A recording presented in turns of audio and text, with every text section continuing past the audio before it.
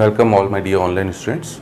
So in today's class we will start our new chapter, that is electrochemistry, और जो physical chemistry का काफ़ी ज़्यादा इम्पोर्टेंट चैप्टर भी है, ठीक है ना, और रियल लाइफ से भी ये चैप्टर हमारे लिए काफ़ी ज़्यादा इम्पोर्टेंस रखता है।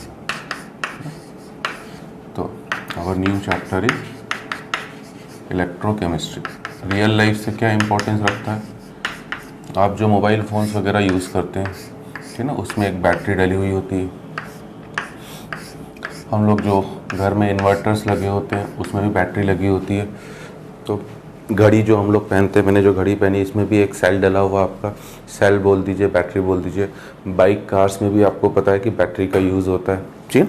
तो बैटरीज के बारे में हमें जानना है, हमें ये समझना है कि किस तरीके से इस पर्टिकुलर चैप्टर के थ्रू इलेक्ट्रिकल कन्वर्ज़न हम लोग केमिकल कन्वर्ज़न में, मतलब इलेक्ट्रिकल एनर्जी का कन्वर्ज़न केमिकल एनर्जी में और केमिकल एनर्जी का कन्वर्ज़न इलेक्ट्रिकल एनर्जी में करा सकते हैं।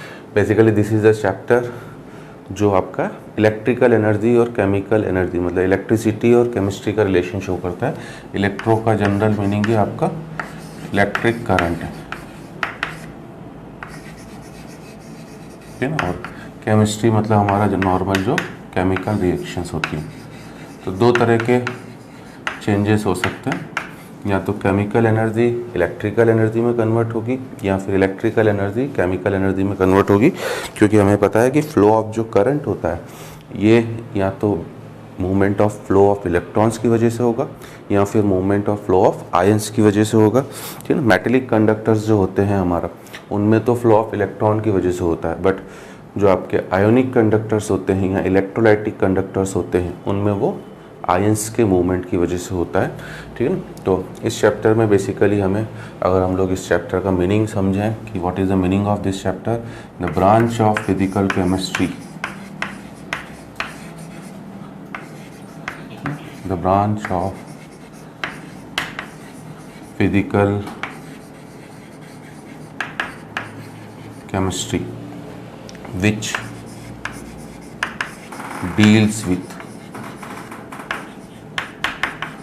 which deals with interconversion of electrical energy, shortcut में मैं इसे ई बोल दे रहा हूँ, इनटू केमिकल एनर्जी, इसे हम लोग शॉर्टकट में सी बोल दे रहे हैं क्योंकि आगे बार बार यूज़ होगा, तो अब हम लोग बड़ा वर्ड नहीं लिखेंगे। एंड वाइस वर्सा,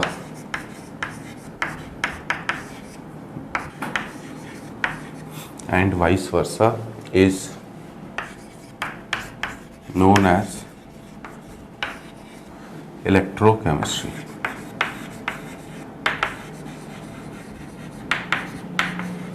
ठीक है। The branch of physical chemistry which deals with interconversion of electrical energy into chemical energy and vice versa, that is electrical को भी हम लोग chemical में convert करा रहे हैं अगर, तो chemical को भी हम लोग electrical में convert कराएंगे, is known as electrochemistry. It also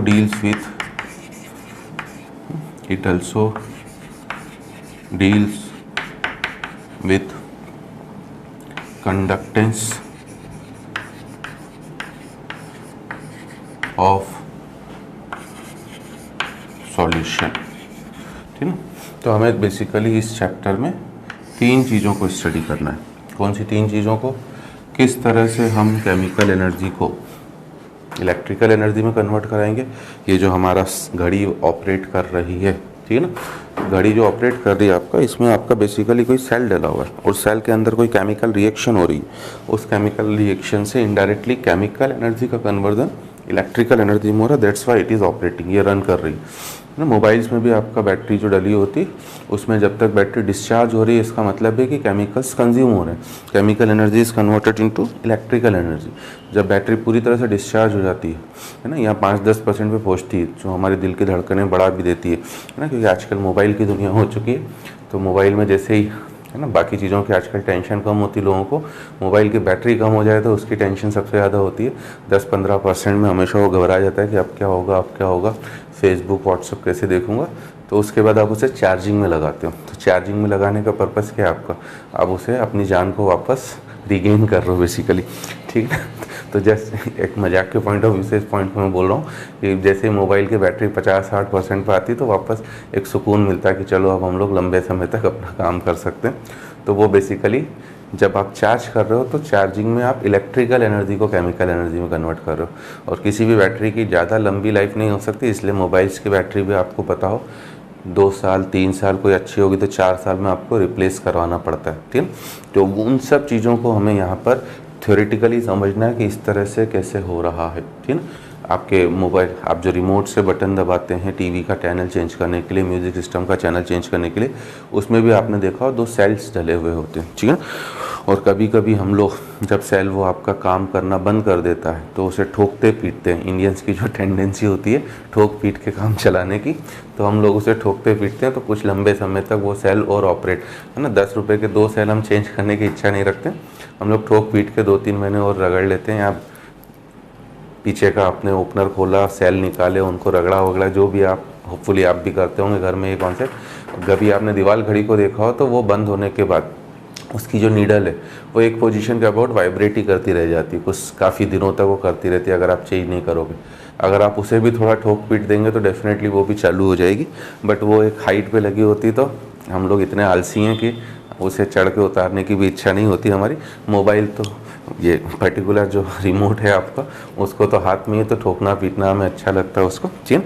आखिर ऐसा क्यों होता है वो भी हम इसी पर्टिकुलर टॉपिक में समझने की कोशिश करेंगे कि ऐसा क्यों हो रहा है, ठोकने पीटने से क्या हो रहा है। तो इस वजह से प्रैक्टिकली ये चैप्टर आपका काफ़ी ज़्यादा इम्पॉर्टेंट है, ठीक है। अब इस चैप्टर में हमें क्या क्या स्टडी करना है अगर हम लोग उस चीज़ की बात करें, और it's a very important chapter from physical chemistry point of view, competitive exam point of view, ठीक है। और जो लोग 12th अपीयर कर रहे हैं उनके लिए भी ये चैप्टर काफ़ी ज़्यादा इंपॉर्टेंट हो जाता है, क्योंकि हर साल इसमें से CBSE बोर्ड में, ICSE बोर्ड हो, क्वेश्चंस पूछे जाते हैं, आपका कोई भी स्टेट बोर्ड हो। तो इस चैप्टर में हमें पहले तो 2 टाइप के सेल्स को स्टडी करना है बेसिकली, है ना। एक तो है हमारा गैल्वेनिक सेल, जिसे आप लोग डेनियल सेल, वोल्टेइक सेल कुछ भी बोल सकते हो, ठीक है ना, कि आखिर इसकी वर्किंग क्या होती है, इसमें क्या क्या चीज़ें होती हैं। एक इस चीज़ को हमें पूरा डेप्थ में स्टडी करना है, ठीक है ना। इसी से रिलेटेड हमें concentration cell, it is a part of galvanic cell, है ना। कंसंट्रेशन सेल क्या होते हैं, ठीक है ना। नर्स्ट इक्वेशन क्या होती है, जिससे हम लोग इस चैप्टर के न्यूमेरिकल क्वेश्चंस करेंगे, ठीक है। इसके अलावा जो हमें समझना है कि इलेक्ट्रोड पोटेंशियल क्या होता है, ये सब टर्म्स हैं जो आफ्टर द एंड आपको पता हो कि इस चैप्टर का काम इन सब चीज़ों से टिका हुआ है, ठीक है। उसके अलावा हम लोग thermodynamics of galvanic cell, GC लिख दे रहा हूँ मैं शॉर्टकट में, इसे समझेंगे। What is the meaning of thermodynamic, कि डेल्टा H क्या होता है, इक्विलिब्रियम कांस्टेंट क्या होता है, डेल्टा S क्या होता है, डेल्टा G क्या होता है, ठीक है। ये सब थर्मोडायनेमिकली पैरामीटर्स होते हैं, क्योंकि ये सब हम लोग थर्मोडायनेमिक्स में डिराइव करते हैं, एटसेट्रा एटसेट्रा। इन चीज़ों को समझेंगे, ठीक है। रेफरेंस इलेक्ट्रोड्स को समझेंगे कि what is our reference electrode. IUPAC ने कुछ रेफरेंस इलेक्ट्रोड फिक्स कर दिए हैं, और ये भी हमारे पास 2 तरह के होते हैं, या तो प्राइमरी रेफरेंस इलेक्ट्रोड होगा या फिर सेकेंडरी रेफरेंस इलेक्ट्रोड होगा हमारा, ठीक है ना। इन दोनों को हम लोग समझने की कोशिश करेंगे। This all things are related to galvanic cell, कि गैल्वेनिक सेल में हमें इतनी चीज़ें, गैल्वेनिक सेल क्या होता है, कैसे वर्क करता है ना, कंसंट्रेशन सेल क्या होता है, नर्स्ट इक्वेशन कैसे डिराइव हो रही है, उससे रिलेटेड प्रॉब्लम्स को कैसे सॉल्व करेंगे, what is the meaning of electrode potential, thermodynamic parameter of galvanic cell किस तरह से डिराइव करेंगे, रेफरेंस इलेक्ट्रोड क्या होता है, ठीक है। Then we will go for electrolytic cell, ना। हालांकि मैं पहले आपको इलेक्ट्रोलाइटिक सेल पढ़ाऊँगा, क्योंकि आपको इसमें चैप्टर की फील भी आएगी और काफ़ी अच्छा समझ में भी आएगा इलेक्ट्रोलाइटिक सेल। तो इलेक्ट्रोलाइटिक सेल हम लोग समझेंगे कि इसमें क्या होता है ना। गैल्वेनिक सेल में आपका केमिकल एनर्जी का कन्वर्जन होता है इलेक्ट्रिकल एनर्जी में, बट इलेक्ट्रोलाइटिक सेल में रिवर्स होता है, इसमें इलेक्ट्रिकल एनर्जी का कन्वर्जन होता है केमिकल एनर्जी में, ठीक है। और इलेक्ट्रोलाइटिक सेल के कोई भी क्वेश्चन करने के लिए हमें फैराडेस लॉ की ज़रूरत पड़ेगी, तो इसको भी हम यही समझेंगे। Then we will go for conductance, है ना। इलेक्ट्रोलाइटिक सेल में दो ही पार्ट है, सब कुछ जो थ्योरेटिकल पार्ट है वो मैं यहीं समझा दूंगा, और न्यूमेरिकल पार्ट हमेशा फैराडेस लॉ से होगा। And then we will go for conductance of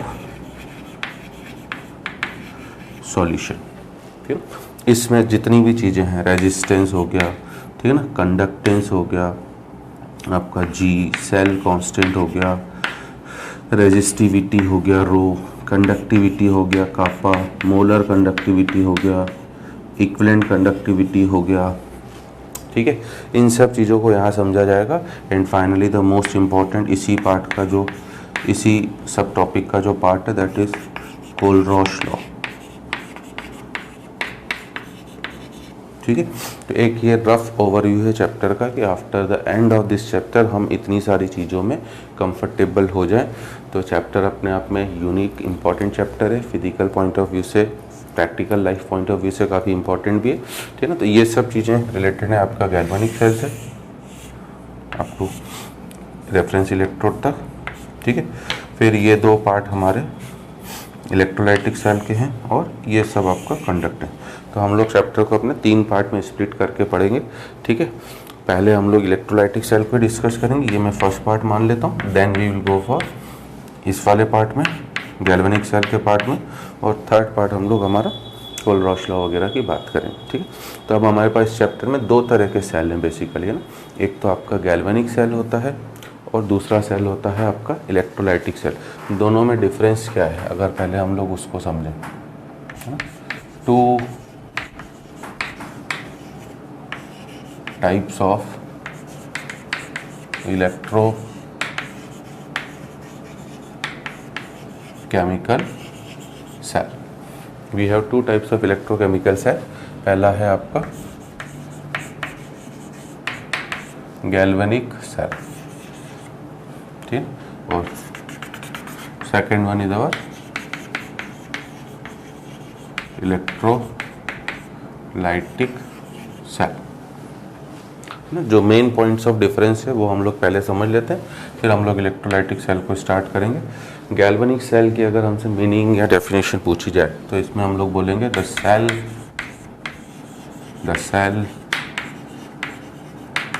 in which spontaneous redox reaction, है ना। मैं रिएक्शन को शॉर्टकट में RXN लिखता हूँ। The cell in which spontaneous redox reaction takes place due to विच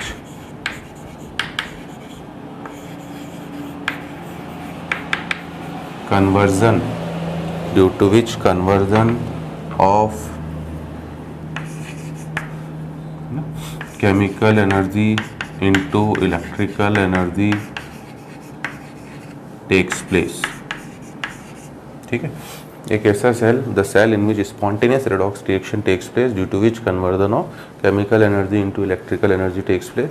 जबकि इलेक्ट्रोलाइटिक सेल में उल्टा हो जाएगा, इसमें बोलेंगे हम लोग द सेल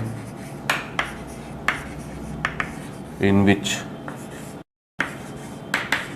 नॉन स्पॉन्टेनियस, शब्दों पे ध्यान देना, non spontaneous redox reaction takes place by passing electricity, by passing electricity due to which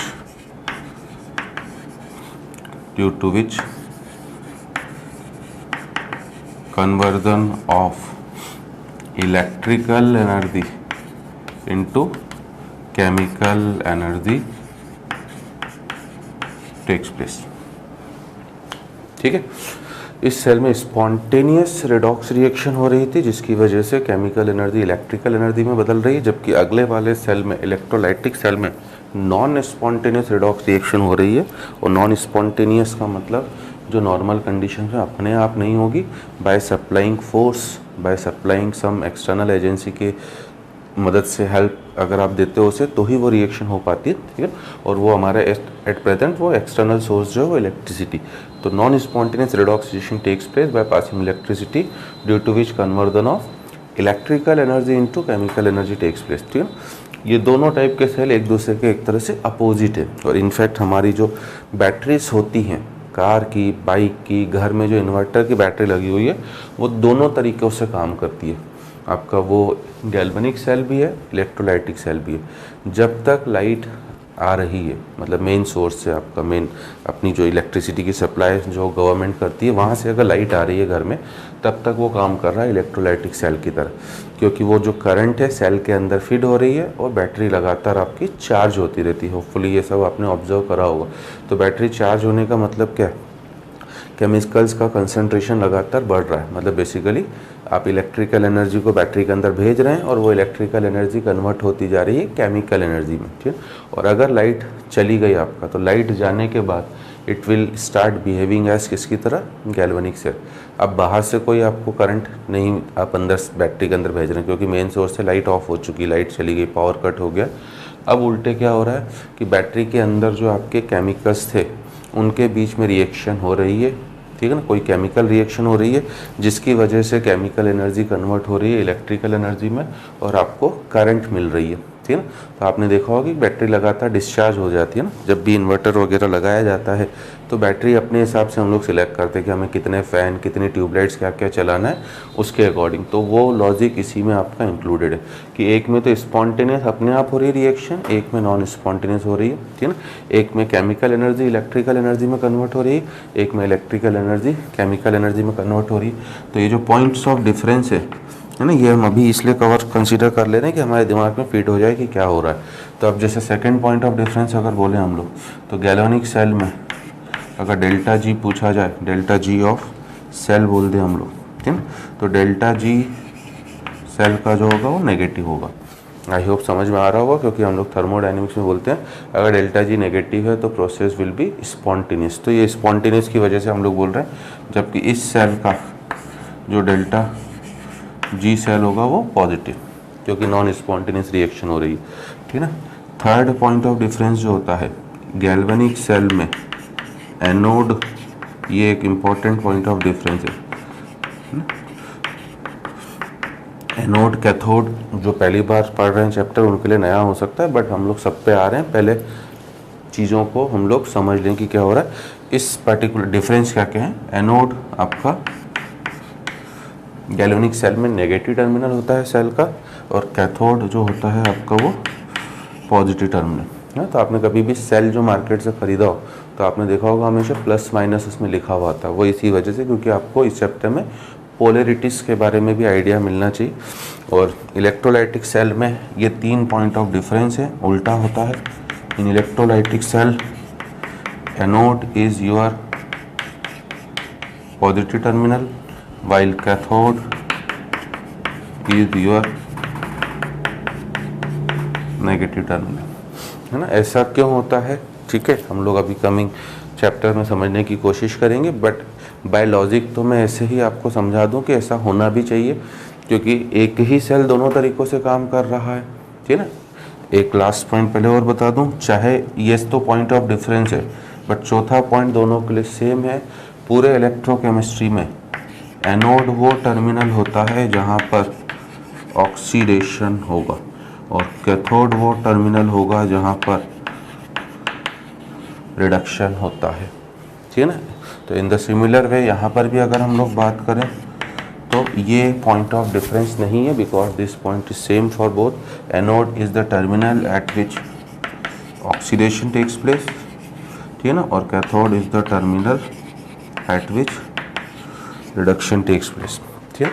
तो दिस फोर्थ पॉइंट मैं हाईलाइट कर रहा हूँ, दोनों के लिए सेम। तो पूरे इलेक्ट्रोकेमिस्ट्री में एनोड वो टर्मिनल होगा जिस पर ऑक्सीडेशन, कैथोड वो टर्मिनल होगा जिस पर रिडक्शन, और ये तीनों पॉइंट्स इसके डिफरेंस है, और ये पूरा चार्ट अब हमें इसके ऊपर क्वेश्चंस आपको डेफिनेटली मिलेंगे। REM मतलब रिमेंबर, याद रखना है। ये आपका इस चैप्टर के लिए हम लोग बोल सकते हैं कि गोल्डन पॉइंट्स हैं, ठीक है। बार बार क्वेश्चन में आपको मिलेगा, ठीक है। और मैं लास्ट पॉइंट को जो एक्सप्लेन कर रहा था कि ऐसा क्यों हो रहा है, तो ये होना भी चाहिए बेटा, है ना। क्योंकि एक बार एनोड पर, अगर गैल्वेनिक सेल की बात करें, एनोड पर मान लीजिए किसी चीज़ का कंसंट्रेशन कम हो रहा है, और दो सब्सटेंसेस होंगे डेफिनेटली। ऑक्सीडेशन का मतलब क्या, लॉस ऑफ इलेक्ट्रॉन, एक का मतलब है गेन ऑफ इलेक्ट्रॉन। तो एक बार जो इलेक्ट्रॉन को लूज कर रहा है, अगली प्रोसेस में वही इलेक्ट्रॉन को क्या करेगा, गेन भी करेगा। तभी तो आपका एक बार कंसंट्रेशन कम होगा तो दूसरी बार बढ़ेगा। इस वजह से पोलैरिटीज अपोजिट हो जाएंगी हमारे, है ना। कि एनोड पर जिसका पहले ऑक्सीडेशन हो रहा था, वो अब उल्टा होते ही उसी चीज़ का, जो चीज़ बढ़ गई थी, ऑक्सीडेशन का मतलब क्या है, ए का A+2 में बदलना। तो A+2 का कंसंट्रेशन बढ़ा था, अब उल्टा होकर वो A+2 रिडक्शन के फॉर्म में गलत क्या हो जाएगा, आपका कम हो जाएगा। तो इलेक्ट्रोड्स तो हमारे पास दो रॉड्स ही होती हैं किसी भी सेल में। अगर हम लोग समझने की यहाँ कोशिश करेंगे, उसमें दो रॉड्स दिखाएंगे बस, एक एनोड कहलाएगी, एक कैथोड। पहले गैल्वेनिक सेल में ये एनोड, ये कैथोड, अगर ये नेगेटिव पॉजिटिव है। इलेक्ट्रोलाइटिक सेल होते ही ये आपका जो एनोड था वो कैथोड बन गया और ये एनोड बन गया। इस तरह से होता है हमारा, है ना। तो फाइनली अगर हम लोग वापस समराइज करें तो हमारे पास दो तरह के सेल हैं, ठीक है। कंडक्टेंस तो पूरी तरह से एक सेपरेट पार्ट है, गैल्वेनिक सेल और इलेक्ट्रोलाइटिक सेल। और इन दोनों में आपका जो होता है, पहले वाले में CE कन्वर्ट होगी E में, और दूसरे वाले में रिवर्स अगर उल्टा जाए तो E is converted into C, है। इतनी चीज़ें अब हमें कि क्या क्या इस चैप्टर में, ये basically it is just the introduction of the chapter. इस चैप्टर में हमें क्या क्या समझना है, ठीक ना। क्या क्या चीज़ें हमें at the end of chapter पता होना चाहिए। What is the meaning of electrochemistry, और दो तरह के सेल क्या होते हैं। अब हम लोग इलेक्ट्रोलाइटिक सेल को पहले समझ लेते हैं, क्योंकि वो काफ़ी इंटरेस्टिंग है, मज़े भी आएंगे। इंटरेस्टिंग तो ये पूरा चैप्टर ही है, बट हम लोग पहले चलिए इलेक्ट्रोलाइटिक सेल को समझने की कोशिश करते हैं कि व्हाट इज़ इलेक्ट्रोलाइटिक सेल। तो अगर हमसे कोई मीनिंग पूछे व्हाट इज़ इलेक्ट्रोलाइटिक सेल, तो मीनिंग है इलेक्ट्रोलाइटिक सेल का या cell in which process of electrolysis is carried out. एक ऐसा सेल जिसमें आपकी इलेक्ट्रोलिसिस की प्रोसेस होती है। What is the meaning of electrolysis ना, आप लोग पायरोलिसिस सुनते हो, आप लोग ओजोनोलिसिस सुनते हो, आप लोग हाइड्रोलिसिस सुनते हो, ठीक है ना। तो ये सब टर्म्स आपकी सुनी हुई है। वैसे ही एक टर्म इलेक्ट्रोलिसिस है। जनरल मीनिंग थ्रू आउट पूरी केमिस्ट्री में, लिसिस का जनरल मीनिंग होता है ब्रेकिंग, ब्रेक करना, सब्सटेंस को तोड़ना, ठीक है। तो अगर आप सब्सटेंस को तोड़ रहे हो with the help of heat, जिसे हम लोग लैटिन वर्ड में फायर बोलते हैं, तो उसे पायरोलिसिस बोला जाता है। लिसिस का मतलब ब्रेकिंग, पायरो मतलब with the help of heat, ठीक है। अगर आप ओजोन की हेल्प से ब्रेक कर रहे हो, जैसे आप ऑर्गेनिक केमिस्ट्री में खूब कराते हो, एल्कीन्स का, एल्काइंस का ओजोनोलिसिस, तब उसे हम लोग ओजोनोलिसिस बोल रहे हैं, ठीक है। अगर हम लोग किसकी हेल्प से करा रहे हैं, वाटर की हेल्प से किसी चीज़ को ब्रेक करा रहे हैं, जैसे हम लोग और आयनिक इक्विलिब्रियम में, इनऑर्गेनिक केमिस्ट्री में सॉल्ट्स का हाइड्रोलिसिस कराते हैं, कंपाउंड्स का हाइड्रोलिसिस कराते हैं, तब हम लोग उसे हाइड्रोलिसिस बोलते हैं। अब इस चैप्टर में हम सब्सटेंस को ब्रेक डाउन कर रहे हैं, उसे तोड़ रहे हैं विद द हेल्प ऑफ किसके, electricity. That's why it is defined as electrolysis, ठीक है ना। तो हम लोग फर्स्ट पार्ट में चैप्टर के इलेक्ट्रोलाइटिक सेल को डिस्कस करेंगे, जो काफ़ी सिंपल है, आपको है ना, काफ़ी अच्छे ढंग से I will try to explain. और पूरी उम्मीद है कि बिल्कुल आपको इतना मज़ा आ जाएगा इसमें, इसका कोई भी क्वेश्चन आपके लिए अछूता नहीं रहने वाला है, ठीक है। सब क्वेश्चन आप देखते ही थ्योरी समझने का खुद कर ले। तो इलेक्ट्रोलाइटिक सेल का मतलब क्या हो गया हमारा, अ सेल, द सेल इन विच क्या होगा, process of electrolysis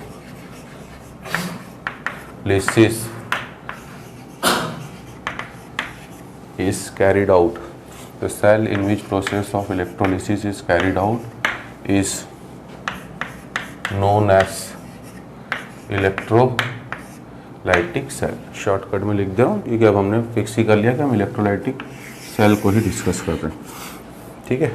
the cell in which process of electrolysis is carried out is known as electrolytic cell, ठीक है। या दूसरे वर्ड में बोल सकते हैं कि सेल इन विच, है ना, oxidation and reduction, the cell in which oxidation and reduction reaction takes place by passing electricity. The cell in which oxidation reduction takes place by passing electricity, है ना, क्योंकि इस पूरे चैप्टर में हमारा काम केवल इलेक्ट्रोलाइट से है, ठीक है ना। और होपफुली हम इलेक्ट्रोलाइट्स के बारे में काफ़ी अच्छी तरह से जानते हैं। ऐसा कोई भी सब्सटेंस जो अपने कंपोनेंट आयंस में डिसोसिएट हो जाता है उसे हम लोग क्या बोलते हैं, इलेक्ट्रोलाइट्स, ठीक है। तो इस पूरे चैप्टर में हमारा काम केवल और केवल इलेक्ट्रोलाइट्स है, क्योंकि आप इलेक्ट्रिसिटी से रिलेशन देखना चाह रहे हो, ठीक है। नॉन इलेक्ट्रोलाइट्स का इस चैप्टर में कोई ज़रूरत नहीं, ये हम लोग कंडक्टेंस ऑफ सॉल्यूशन वो समझ भी लेंगे। अभी जस्ट पॉइंट बता रहा हूँ। तो इलेक्ट्रोलाइट, ठीक है ना, हमेशा इलेक्ट्रोलाइट किन किन से कॉम्बिनेशन से बना होता है, it is formed by the combination of cation plus anion. तो जैसे ही आपने अपनी इलेक्ट्रिसिटी को पास कराया, कैटायन, है ना, एक जनरल आइडिया अगर हम लोग यहाँ पे लेना चाहें, न्यूट्रल एटम स्टेबल होता है कि कैटायन स्टेबल होता है, ठीक है ना। होपफुली आपके दिमाग में कुछ मिसकॉन्सेप्शन हो कि, है ना, कैटायन ज़्यादा स्टेबल होता है। लाइक मैं ऑफलाइन में पूछता हूँ बच्चों से, बोलते सर Na+ ज़्यादा स्टेबल है, ठीक है ना। Na+ कहाँ से ज़्यादा स्टेबल हो गया पूछता हूँ तो लॉजिक देते हैं सर कि सोडियम का इलेक्ट्रॉनिक कॉन्फ़िगरेशन इज़ 281, तो वो तो एक इलेक्ट्रॉन लूज़ करके Na+ में जाना ही जाएगा। बट अगर आपको याद हो कि सोडियम कभी भी अपने आप इलेक्ट्रॉन लूज़ नहीं करता है, आपको उसे एनर्जी देनी पड़ती है, जिसे हम लोग आयोनाइजेशन एनर्जी बोलते हैं। अपने आप पड़े पड़े कोई सोडियम इलेक्ट्रॉन लूज़ करके थर्मोडाइनमिकली स्टेबल फॉर्म अगर मैं बोलूँ आपसे कि मार्केट से मुझे सोडियम ला के दो, आप खुद इमेजिन करो, तो आप मुझे Na सॉलिड ला के दोगे कि Na+ गैस ला के दोगे, क्योंकि वो तो इलेक्ट्रॉन लूज़ करने के बाद Na+ गैस के फॉर्म में आ जाता है। और खुद ही आप इमेजिन करिए सॉलिड फॉर्म ज़्यादा स्टेबल होगा कि गैस फॉर्म ज़्यादा स्टेबल होगा। स्टेबिलिटी की बात करें हम लोग, ये सॉलिड है तो स्टेबल है, बट इसको अगर मैंने सबलाइम करके वेपर्स में बदला तो ये तो पूरे रूम में भाग जाएगा, उसके बाद मुझे इसे हाथ में पकड़ना पॉसिबल ही नहीं। तो ये फॉर्म इसका ज़्यादा स्टेबल है, छोड़ के चले भी जाऊँगा, अगर मेरी आज क्लास ख़त्म होती मैं इस चौक को यहाँ रख के चले जाऊँगा, ये वैसी की वैसी पड़ी रहेगी। अगर मैंने वेपर में बदल दिया इसे, उसके बाद मैं नेक्स्ट क्लास में आपकी क्लास लेने आऊँगा तो फिर मुझे चौक ही नहीं मिलेंगे, मैं पढ़ाऊँगा कैसे अगर वेपर में बदल गई, क्योंकि ये तो किस कोने में भाग जाएगी मुझे पता भी नहीं पड़ेगा, ठीक है। तो इसलिए ये ध्यान देना कि कैटायन एनायन दोनों ही अनस्टेबल होते हैं, हमेशा स्टेबल न्यूट्रल एटम ही होता है, ठीक है ना। न्यूट्रल एटम आपका ज़्यादा स्टेबल होता है और यही पूरा ऑर्गेनिक केमिस्ट्री की जान भी है। अगर आपको पता हो, जब आप स्टेबिलिटी ऑफ कार्बोकैटायन कार्बेनायन करते हो, उनमें बेसिकली आप उनके चार्ज को ही ख़त्म करने की कोशिश करते हो, उनका चार्ज आप ज़्यादा से ज़्यादा डीलोकलाइज करने की कोशिश करते हो, तो वही तो स्टेबिलिटी बढ़ा रहा है। तो ये दोनों अनस्टेबल है बेटा, है ना। और जैसे हम इलेक्ट्रिसिटी को पास कराएंगे तो कैटायन क्या होना चाहेगा, ये रिड्यूस होना चाहेगा, मतलब it will show the process of reduction. Anion क्या होना चाहेगा, ये ऑक्सीडाइज होना चाहेगा, it will show the process of किसका, आपका ऑक्सीडेशन। कैटायन के पास रिडक्शन का मतलब क्या है, गेन ऑफ इलेक्ट्रॉन। कैटायन के पास इलेक्ट्रॉन की कमी थी, ये इलेक्ट्रॉन लेना चाहेगा। एनायन के पास क्या था, एक्स्ट्रा इलेक्ट्रॉन था, ठीक है ना। तो ऑक्सीडेशन का मतलब होता है लॉस ऑफ इलेक्ट्रॉन, ये इलेक्ट्रॉन को अपने लूज करना चाहेगा, ठीक है ना। तो ये इस वजह से ऑक्सीडेशन रिडक्शन की प्रोसेस हो रही है।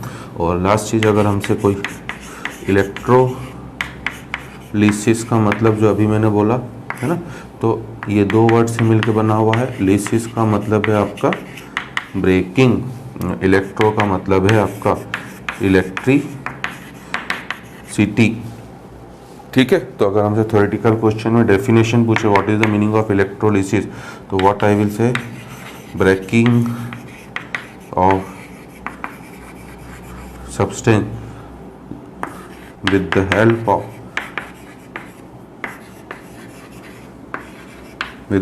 Of electricity is known as electrolysis. ठीक है ना, किसी भी सब्सटेंस की breaking with the help of electricity is known as आपका इलेक्ट्रोलिसिस। ठीक है, ये पहले पॉइंट्स जो हमें डेफिनेशन मीनिंग पता होना चाहिए। अब हम लोग अगर बात करें ना, हालांकि ये इस बुक्स में इस तरह से दिया नहीं होता है, बट मैं तो आपको उस वे में पढ़ा रहा हूँ कि आपको चीज़ें बिल्कुल हजम होती चली जाए। कंपोनेंट्स ऑफ इलेक्ट्रोलाइटिक सेल, ठीक है ना, इसी मतलब इलेक्ट्रोकेमिकल सेल भी हो सकता है, बट अब हमने इलेक्ट्रोलाइटिक सेल की बात करें इसलिए इलेक्ट्रोलाइटिक सेल ही है, इसी का मेरा meaning components of electrolytic cell. ठीक है, तो बेसिकली ज़रूरत तो नहीं बट समझाने के लिए हमारे पास इलेक्ट्रोलाइटिक सेल के 4 कंपोनेंट्स होते हैं बेटा ना। पहला होता है आपका इलेक्ट्रोलाइटिक टैंक। ठीक है ना, तो इलेक्ट्रोलाइटिक टैंक का मतलब है बस एक हम लोग कंटेनर। इस पूरे चैप्टर में अगर हमें शो करना है, ठीक है ना, एक्चुअल जो रियल लाइफ की प्रोसेस होती हैं उनमें तो ठीक है ना, काफ़ी मेटलर्जी में जो यूज़ करेंगे हम लोग उनमें तो काफ़ी डिफरेंस वैरायटी होगी, बट नॉर्मल कंडीशन में एक हमने इस चैप्टर के लिए मैं बात कर रहा हूँ, एक हम लोग इस तरह का कंटेनर शो कर देंगे। इस कंटेनर को ही बोला जाता है कि हमारा इलेक्ट्रोलाइटिक टैंक, और जनरली हम लोग मान के चलते हैं generally made up of non conducting material. ये हम लोग नॉन कंडक्टिंग मटेरियल का मेडअप मान के चलते हैं। ठीक है ना, फर्स्ट पार्ट तो ये हो गया। सेकेंड पार्ट होता है बेटा 2 रॉड्स, है ना, सेकेंड कंपोनेंट है आपका 2 रॉड्स। तो इसके अंदर आप अपनी 2 रॉड्स को इस तरह से डाल देते हो।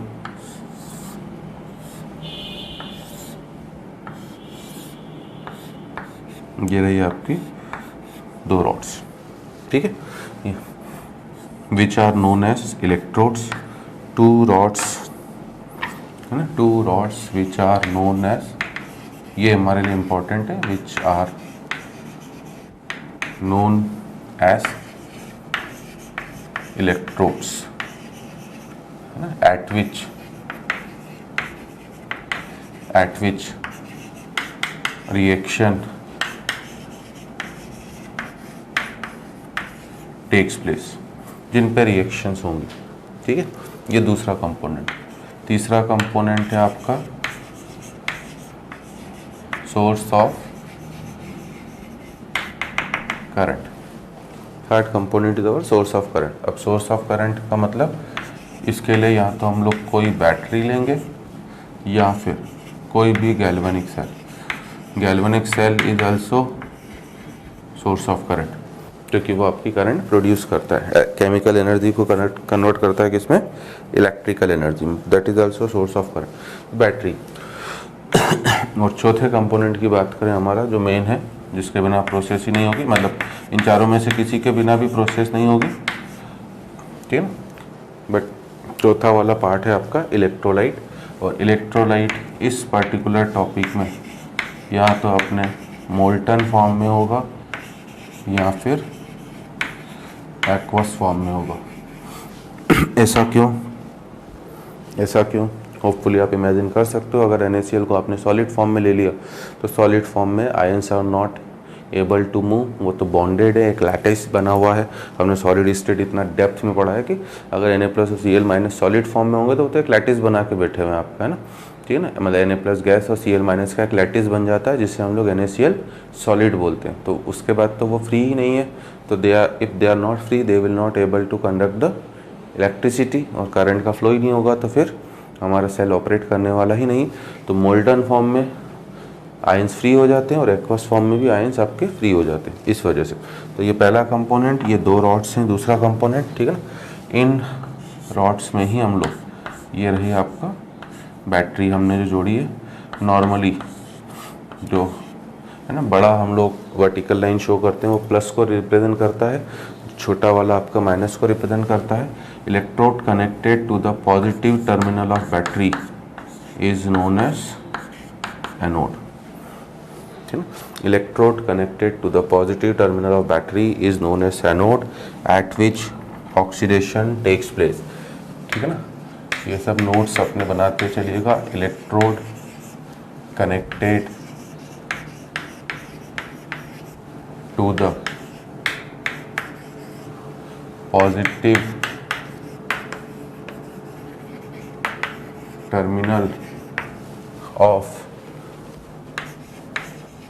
बैटरी इज, नोन को शॉर्टकट में मैं ऐसे लिख रहा हूँ, known as anode and at anode always ना। नॉर्मली हम लोग केमिस्ट्री में ऑलवेज स्टेटमेंट नहीं लगाते क्योंकि डर लगता है हमें कभी भी कुछ गड़बड़ हो सकती। At anode always oxidation takes place. Electrode connected to the positive terminal of battery is known as anode and at anode always oxidation takes place, ठीक है। इसी तरह से दूसरा वाला, ये जो कनेक्टेड है आपका नेगेटिव टर्मिनल ऑफ बैटरी से, इसे बोला जाता है आपका कैथोड, ठीक है। तो इसके लिए हम लोग बोलेंगे कि electrode connected to the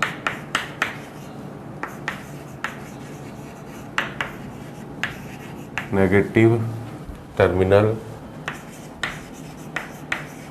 of battery is known as cathode. Electrode connected to the negative terminal of battery is known as cathode and at cathode always reduction takes place. Oxidation का मतलब क्या होता है? ऑक्सीडेशन का मतलब hopefully सभी को पता होगा। ऑक्सीडेशन का मतलब है आपका loss of electron. And what is the meaning of reduction? Reduction का मतलब है आपका गेन ऑफ इलेक्ट्रॉन, ठीक है। तो ये जो है आपका बेसिकली ना, अब अगर मैं और कंटिन्यू करूँ, ये एनोड, ये कैथोड हो गया, ठीक है ना। इसलिए एनोड को हमने अभी बोला था, जो मैंने पॉइंट्स ऑफ डिफरेंस बताए थे कि एनोड हमेशा कौन सा टर्मिनल होता है आपका पॉजिटिव, कैथोड हो गया कौन सा टर्मिनल आपका नेगेटिव, ठीक है। यहाँ पर अब आपने कोई अपना भर दिया है इलेक्ट्रोलाइट। अब ये जो इलेक्ट्रोलाइट होगा ये अपने या तो मोल्टन फॉर्म में होगा या फिर एक्वस, उससे भी अलग अलग केसेस बनेंगे, वो हम लोग देख रहे हैं अभी, ठीक है ना। ये हमारा बैटरी हो चुका है, तो ये चार कंपोनेंट में समझा रहा था। अब अगर ये इलेक्ट्रोलाइट है भैया, तो इलेक्ट्रोलाइट के डेफिनेटली आयंस होंगे, कैटायन भी होगा और एनायन भी होगा, अभी हमने बोला है, ठीक है ना। तो इलेक्ट्रोलाइट के कैटायन एनायन होंगे। कैटायन के ऊपर कौन सा चार्ज होता है? Cation is positively charge. Anion के ऊपर कौन सा चार्ज होता है? एनायन इज नेगेटिवली चार्ज, ठीक है। तो जैसे ही आपने सोर्स से करंट को भेजना चालू करा, जब तक ये बैटरी कनेक्टेड नहीं है, एक क्वेश्चन आपको ऑब्जेक्टिव पैटर्न में मिलेगा अभी कि व्हाट विल हैपन, ठीक है ना, इफ़ कैथोड और anode is pulled out of the cell, है ना। तो इस क्वेश्चन का जवाब मैं पहले ये समझा दूँ कि अभी ये जो करंट पास कर रही होता है ना, एक एक्सटर्नल सोर्स आप लगा चुके हो, एक्सटर्नल एजेंसी से हेल्प आप दे रहे हो, तो इन आयंस का एक पर्टिकुलर सॉल्यूशन में अगर NaCl को हम लोग डाल के छोड़ दें बस, तो Na प्लस और Cl माइनस आपका वो आ जाएगा, ठीक है ना। लैटिस उसका ब्रेक होगा। पहले कहाँ से ब्रेक होगा सर? आपने तो अभी बोला था एनर्जी चाहिए तोड़ने के लिए, वो अपने आप उसको लैटिस एनर्जी से मिल जाती है, जो हम लोग इनऑर्गेनिक केमिस्ट्री IOC में पढ़ते भी हैं, हाइड्रेशन एनर्जी, लैटिस एनर्जी, उससे वो ब्रेक होगा Na plus gas Cl minus gas में। उसके बाद उन आयंस का हाइड्रेशन भी हो गया, Na plus aqueous Cl minus aqueous, but अब उन आयंस का जो मूवमेंट होगा वो रैंडम मोशन होगा, ठीक है ना। गैस की तरह मूव कर रहे हैं आयंस भी, ठीक है ना। तो गैस की तरह रैंडमली कहीं पर भी जा सकते हैं। यहाँ पर क्या होगा, जैसे ही आपने एक एक्सटर्नल एजेंसी से इसको करंट भेजना चालू करा, अब इन आयंस का मूवमेंट एक सिस्टेमेटिक मूवमेंट होगा। What is the meaning of systematic movement? जो रैंडम मोशन था आपके कैटायन और एनायन का, वो ख़त्म हो गया है, ठीक ठीक है ना। कैटायन अब भागना चाहेगा हमेशा किसकी तरफ, है ना, कैटायन अब भागना चाहेगा हमेशा किसकी तरफ, कैथोड की तरफ। वाई, कैटायन के ऊपर पॉजिटिव चार्ज है, पॉजिटिव चार्ज वाला डेफिनेटली किसकी तरफ भागेगा, नेगेटिव की तरफ। ठीक है, एनायन जो है, एनायन के ऊपर है नेगेटिव चार्ज, वो भागना चाहेगा कौन से वाले पार्ट की तरफ, आपका पॉजिटिव चार्ज। ठीक है ना। तो मतलब हमें ये ध्यान रखना है कि सी हमेशा सी की तरफ जाना चाहेगा, अगर हम लोग भूल जाते हैं तो कैटायन हमेशा कैथोड की तरफ जाएगा, एनायन हमेशा ए की तरफ जाएगा। ये इलेक्ट्रोलाइटिक सेल के लिए, क्योंकि गैल्वेनिक सेल तो एंटायरली इससे बिल्कुल अपोजिट वे में चलेगा, है ना। इस वजह से पहले हम लोग इलेक्ट्रोलाइटिक सेल को कर रहे हैं कि उसके कॉन्सेप्ट एक सिस्टमेटिक पैटर्न है, इनमें ज़्यादा तीम झाम नहीं है। गैल्वेनिक सेल में चीज़ें आपने देखा थी काफ़ी ज़्यादा थी, इस वजह से हम लोग उसे सेकेंड पार्ट में कंसिडर करेंगे। इसमें केवल दो चीज़ें हैं, दो तरह के ही क्वेश्चन आएंगे कि कौन कौन से प्रोडक्ट बनेंगे एनोड और कैथोड पर और कितने बनेंगे। मतलब एक में आपको अमाउंट बताना और एक में प्रोडक्ट बताना। There are two types of question, और वो मैं इतने ढंग से आपको समझा दूंगा कि each and every question will be solve easily by you. ठीक है, तो ये एक जनरल सा डायग्राम, जैसे ही क्वेश्चन आता है हम लोग 8-10 एग्जाम्पल्स में तो इस तरह से डायग्राम बना के प्रैक्टिस करेंगे भी। Cathode is the terminal at which always reduction takes place. ठीक है, अब ऐसा क्यों हो रहा है, देखिए सोचिए, इस पर रिडक्शन होना है और रिडक्शन का मतलब क्या है हमारा, लॉस ऑफ इलेक्ट्रॉन। तो ऐसा क्यों हो रहा है, सॉरी उल्टा लिख दिया मैंने, रिडक्शन का मतलब क्या है, गेन ऑफ इलेक्ट्रॉन्स। तो ऐसा क्यों हो रहा है, ठीक है, ऐसा इसलिए हो रहा है, कैटायन के पास क्या था, कैटायन अनस्टेबल था। ठीक, कैटायन अनस्टेबल था। क्यों था अनस्टेबल, अभी मैंने रीजन दिया कि पॉजिटिव चार्ज है इसके ऊपर, और कैथोड कनेक्टेड है कौन से टर्मिनल से, नेगेटिव टर्मिनल से। नेगेटिव टर्मिनल का मतलब इसके पास कुछ एक्स्ट्रा इलेक्ट्रॉन्स थे। ठीक है, वो इलेक्ट्रॉन कैटायन गेन करके खुद न्यूट्रल हो जाएगा। तो इसके पास जो इलेक्ट्रॉन्स थे वो अनस्टेबल थे, क्योंकि एक्स्ट्रा इलेक्ट्रॉन है इसके पास, तो वो अगर कैटायन के पास चले जाते हैं तो ये भी स्टेबल हो जाएगा, कैटायन भी स्टेबल हो गया। ठीक है ना। Anion, this is the terminal anode. Anode पर हमेशा कौन सी प्रोसेस होगी हमारा, ऑक्सीडेशन, और ऑक्सीडेशन का मतलब क्या होता है, लॉस ऑफ इलेक्ट्रॉन। तो अब ऐसा क्यों हो रहा है, अब ऐसा इसलिए हो रहा है कि एनायन के पास कुछ एक्स्ट्रा इलेक्ट्रॉन थे। एनायन क्या करेगा, इधर जाके अपने इलेक्ट्रॉन को लूज कर देगा। वही इलेक्ट्रॉन जो लूज हो रहा है बेटा, वही आपका एक्सटर्नल सर्किट के थ्रू चलता हुआ कैथोड के पास आ रहा है, और वो कैटायन गेन करता जा रहा है। अब ये प्रोसेस लगातार चलती रहेगी। तो basically every system wants to move in the zone of stability. हर सिस्टम चाहता है, पूरे केमिस्ट्री में एक ही लॉजिक है, हर सिस्टम स्टेबल होना चाह रहा है। इस प्रोसेस से कैटायन भी न्यूट्रल हो गया, एनायन भी न्यूट्रल हो गया, दोनों के दोनों क्या हो जाएंगे आपके स्टेबल। तो इस तरह से एक गैल्वेनिक सेल, इलेक्ट्रोलाइटिक सेल हमारा वर्कआउट करता है। ठीक है, अब इसको अगर मैं एक क्वेश्चन के फॉर्म में समझा दूँ, फिर हम लोग आगे बढ़ें। जैसे मान लो छोटा सा क्वेश्चन होता है कि इलेक्ट्रोलिसिस, पहला बेसिक क्वेश्चन, अभी तो हमने कुछ बात ही नहीं करी, बट बेसिक क्वेश्चन की बात करें। Electrolysis of molten Ba is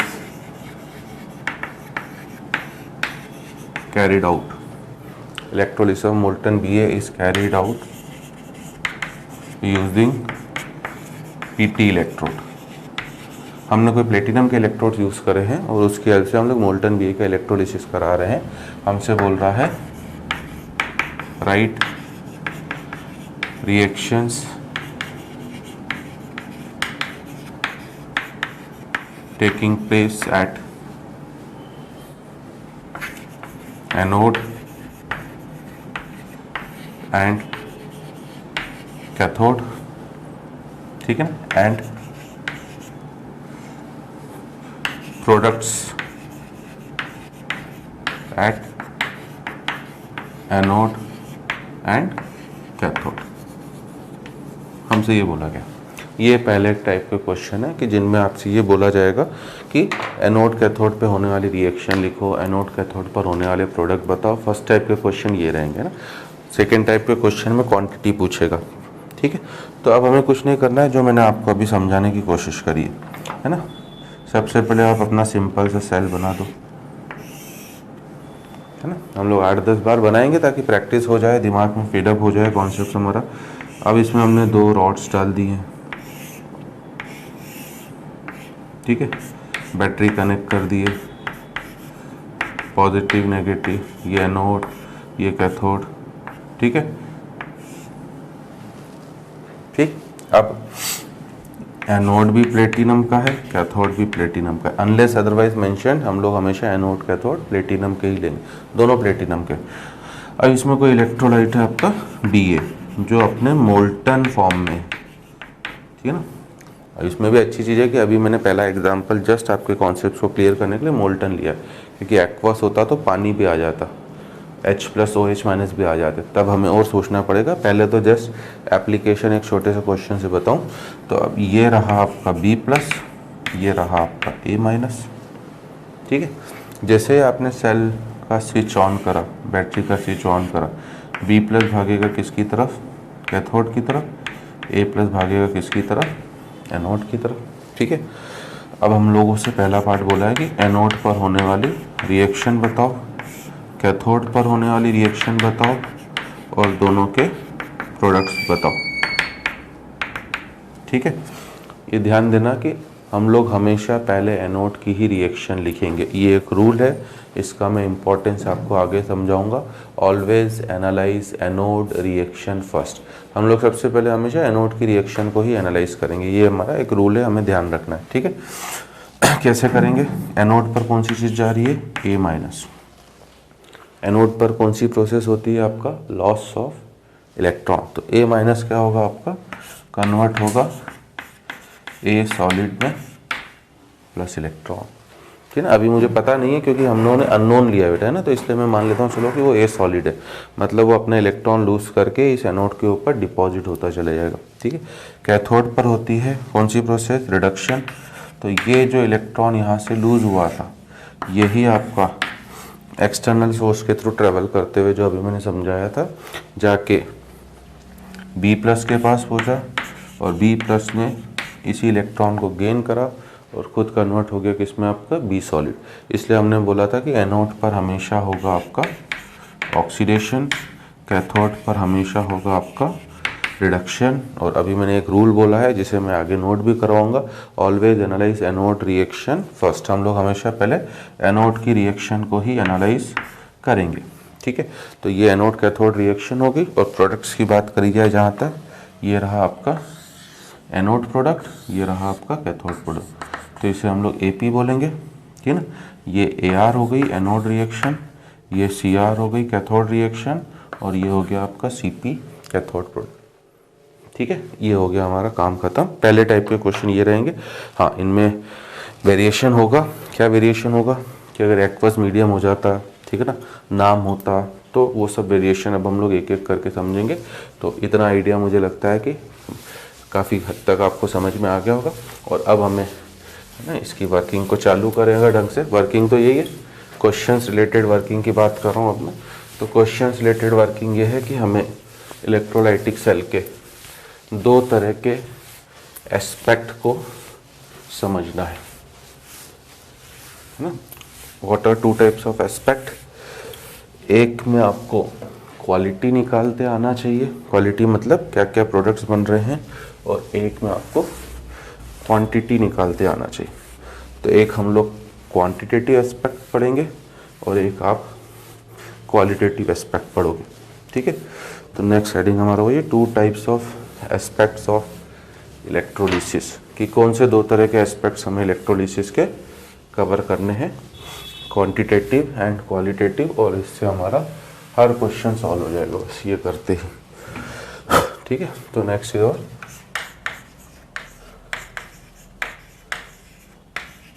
to types of aspects of electrolysis, ठीक है। पहला एस्पेक्ट है आपका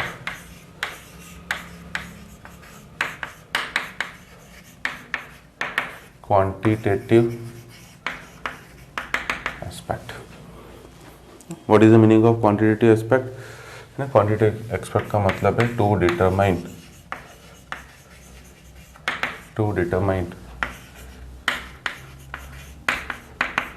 quantity, to determine quantity, that is, what is the meaning of quantity?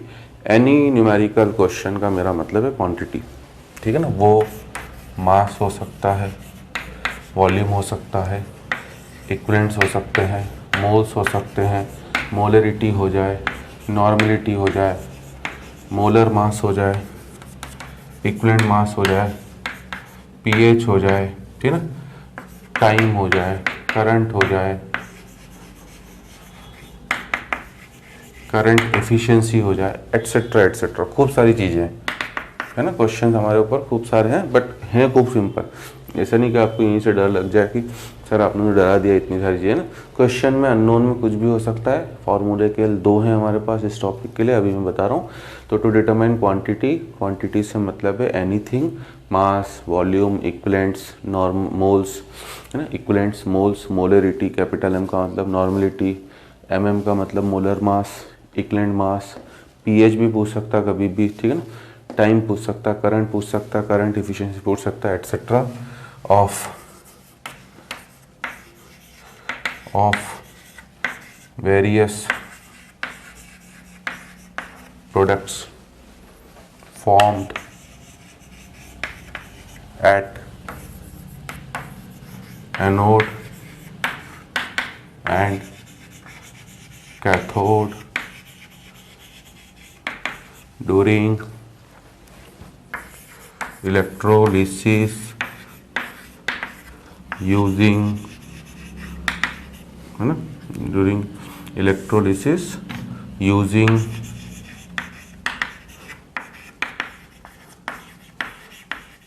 Faraday's law of electrolysis, ठीक।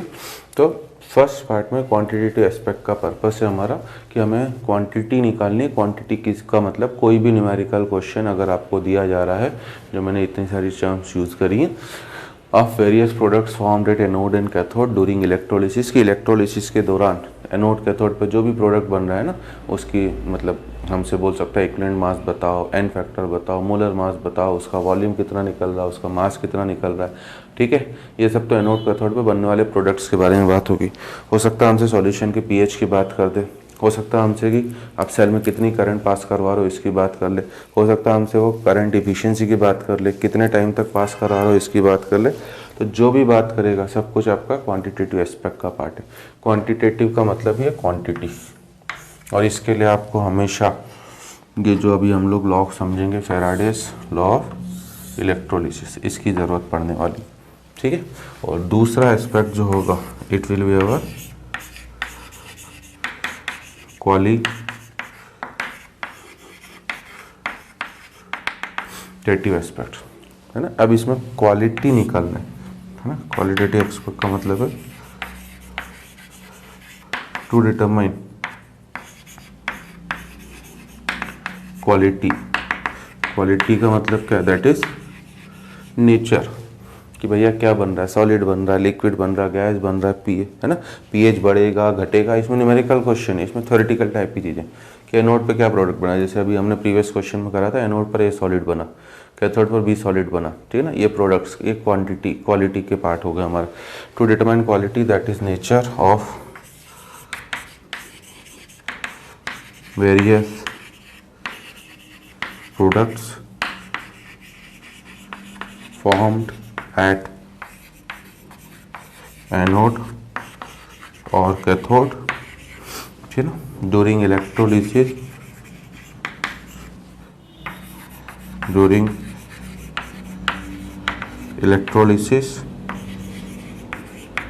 using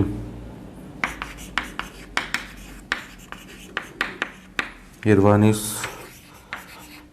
law of electrolysis, ठीक है ना।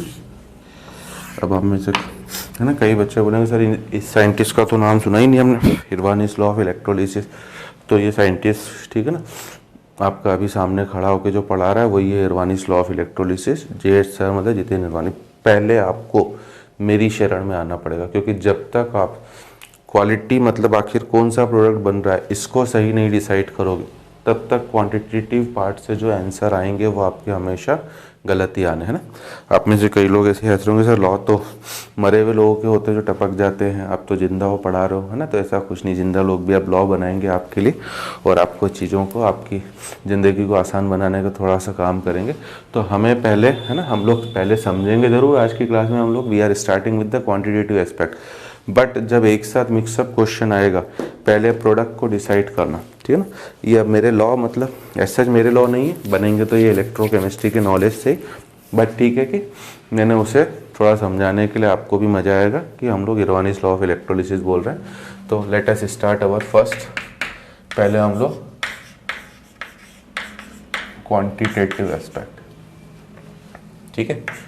तो नॉर्मली लोग गैल्वेनिक सेल से स्टार्ट करते हैं, ठीक है, मैं इलेक्ट्रोलाइटिक से करता हूँ क्योंकि मैं चैप्टर की फील दिलाने की कोशिश कर रहा हूँ आपको। नॉर्मली पहले क्वालिटेटिव एस्पेक्ट समझाया जाता है, मैं उल्टा चलता हूँ क्वांटिटेटिव एस्पेक्ट, क्योंकि हमें तो एक यूनिक कोर्स डिज़ाइन करना, हमें तो ये समझना है कि चीज़ें हमें किस तरह से हजम हो रही। क्वांटिटेटिव एस्पेक्ट में आपका हमें बेसिकली मीनिंग तो हमें पता ही है। Now we have to study Faraday's law of electrolysis, ठीक। पहले हम लोग फैराडेस लॉ ऑफ इलेक्ट्रोलिसिस की बात करेंगे और फैराडे ने अपने दो लॉ दिए, जो उसका फर्स्ट लॉ है ना। इम्पॉर्टेंट तो ये है क्योंकि सेकंड इसी की एप्लीकेशन है। तो फैराडे का जो फर्स्ट लॉ है वो लॉ कहता है ना, मास ऑफ एनी सब्सटेंस डिपॉजिटेड और liberated at any electrode, है ना। अब हम लोग कैथोड एनोड नाम नहीं बोल रहे, हम लोगों ने एनी इलेक्ट्रोड बोल दिया। Mass of any substance deposited और liberated at any electrode during electrolysis is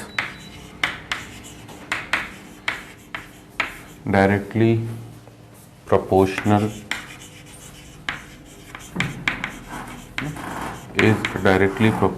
to, है ना, किस किस का डायरेक्टली प्रोपोर्शनल है टू। फर्स्ट है आपका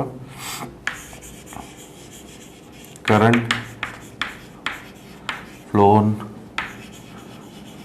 ड्यूरिंग इलेक्ट्रोलिसिस, कि आप इलेक्ट्रोलिसिस के दौरान कितनी करंट फ्लो करवा रहे हो, current flow during electrolysis. Second आपका time for which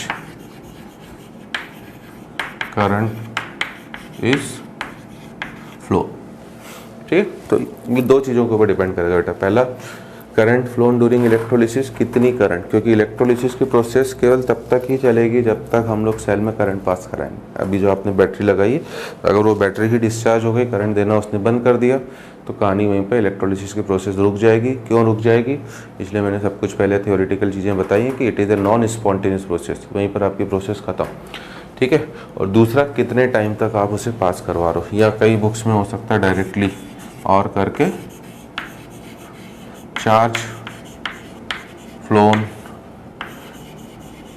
during electrolysis भी बोला जा सकता है, कि आप अपने इलेक्ट्रोलिसिस के दौरान कितने चार्ज को फ्लो करवा रहे हो, तो ये भी बोला जा सकता है ना, चार्ज फ्लोन ड्यूरिंग इलेक्ट्रोलिसिस। मतलब अगर हम लोग मास को W से डिनोट करें तो according to Faraday's law W is proportional to I as well as W is proportional to T, ठीक है ना। और दोनों को अगर आप कंबाइन करते हो ना, ये फर्स्ट हो गया हमारा, पहली चीज़ बोल रहा है कि ये सेकंड हो गया I के प्रोपोर्शनल, दूसरा बोल रहा है T के प्रोपोर्शनल। तो यहाँ से अगर दोनों को कंबाइन कर लें, W इज़ प्रोपोर्शनल टू क्या आपका IT। और अगर आपको पता हो करंट की डेफिनेशन ही क्या होती है, what is the definition of current, current की डेफिनेशन होती है, करंट इलेक्ट्रिसिटी फिजिक्स में आप पढ़ते हो, charge flown per unit time. तो I is equal to basically Q by T, इसलिए Q जो है basically it is equal to IT। तो इस चैप्टर में ये भी बार बार आपका यूज़ होता रहेगा, ठीक है ना। और SI यूनिट ऑफ Q इस कूलाम। अब उसके लिए केयरफुल रहिएगा, आई का एम्पियर में होना और टाइम का किस में होना कंपलसरी है, सेकंड में। तो अगर किसी क्वेश्चन में आपको टाइम मिनट्स में या आवर्स में दे दे, ठीक है, तो उसे आपको पहले सेकंड्स में कन्वर्ट करना पड़ेगा। अभी जो मैं फॉर्मूला डिराइव कर रहा हूँ, बाद में तो मैं आपको फिर उसके लिए भी शॉर्टकट बता दूंगा। तो इसलिए अगर हम लोग इसको चाहें, ठीक है ना, तो W is proportional to Q भी लिख सकते हैं। अगर किसी क्वेश्चन में सीधे चार्ज ही दे रहा है आपको, आप सीधे उसे Q लिख लो। अब ये तो प्रोपोर्शनल है बेटा, ठीक है ना, और इसमें अगर हम लोग प्रोपोर्शनलिटी कांस्टेंट डालें तो हमारा जो पहला बेसिक फार्मूला बना है ना, यही फार्मूला है। पूरा इलेक्ट्रोलाइटिक सेल का क्वेश्चन अगर आपको करना है और आपसे होना है तो इसी एक फार्मूले से होना है। इसके अलावा कोई दूसरा फार्मूला मुझे आता ही नहीं, आता होता तो डेफिनेटली मैं आपको बता देता। तो इसके अलावा कोई भी सेकंड फार्मूला है ही नहीं।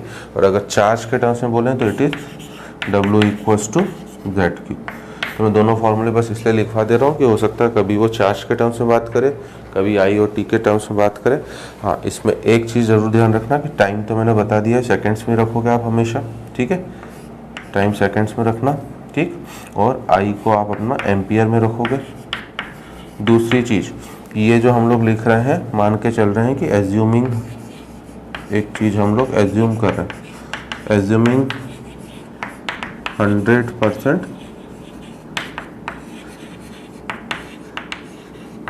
करंट एफिशिएंसी, ठीक है। तो हम लोग इस अभी फॉर्मूले में 100% करंट एफिशिएंसी मान के चल रहे हैं। What is the meaning of current 100% current efficiency? अगर आपने 10 एम्पेयर करंट पास कराई तो हम लोग मान के चल रहे हैं कि हमारे बैटरी में, सेल में कोई भी डिफेक्ट नहीं है, पूरी करंट आपकी बैटरी में पास हो रही है। बट अगर ऐसा ना हो, 50% लिख के दे दे किसी क्वेश्चन में, करंट एफिशिएंसी इज़ 50%, ठीक है, तो करंट एफिशिएंसी 50% का मतलब है कि आप पास भले 10 एम्पियर की कराओ बट जो सेल के अंदर जाएगी, ठीक है ना, वो केवल 5 एम्पियर ही रहेगी। तो जब भी करंट एफिशिएंसी का क्वेश्चन आ जाए तो वो मैं बता दे रहा हूँ कि अगर करंट एफिशिएंसी मेंशन हो तो इस क्वेश्चन में जो I पुट करा जाएगा, जो I एक्चुअल होगा, it will be basically I given, जो क्वेश्चन में गिवन है, इनटू करंट एफिशिएंसी अपॉन 100, ठीक है। ये फार्मूला भी एक नया फार्मूला, एक दो सवालों में वो आपसे यूज़ करवा सकता है, या इनफैक्ट यहीं से आप चाहो तो किसी क्वेश्चन में उल्टा करंट एफिशिएंसी भी पूछ सकता है। डेफिनेटली होंगे क्वेश्चन आपके, हम लोग जब प्रॉब्लम सॉल्विंग सेशन करेंगे, इलस्ट्रेशंस लेंगे, तो करंट एफिशिएंसी का मतलब जनरल क्या हो गया हमारा, it is I actual upon I given into 100।